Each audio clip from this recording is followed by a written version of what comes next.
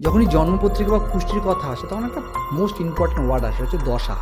পুষ্টির দশা।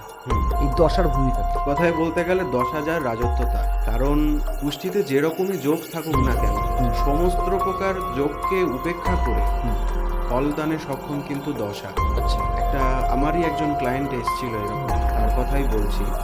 ছেলেটা মাঙ্গলিক, ছেলেটির জন্মপত্রিকায় কালসর্প যোগ রয়েছে এবং শনি 7.5 চলছে, যে তিনখানা সমস্যা কার্যত মানুষকে শেষ করে একেবারে দেয়। শেষ করে দেওয়ার দিকে এগিয়ে দেয়। অথচ তার পুষ্টির মধ্যে তুঙ্গস্থ শুক্রের মহাদশা শুরু হয় এবং মাত্র 3 মাসের মধ্যে তার জীবন 0 থেকে তুলে 100 পৌঁছে যায়। যার এত তিনখানা কঠিন অবস্থা থাকালীন প্রবলেম, সেগুলোকে সবকটাকে উপেক্ষা করে তাকে 0 থেকে 100 পৌঁছে দেওয়ার ক্ষমতা রাখলো একটি গ্রহের দশ। সুতরাং এই কারণেই বললাম যে 10,000 রাজত্ব তার। যে কোনো প্রকার অশুভ যোগ সমস্ত কিছুকে উপেক্ষা করে দিতে পারে যদি একটা শুভ গ্রহের দশা মানুষের জীবনে আসে।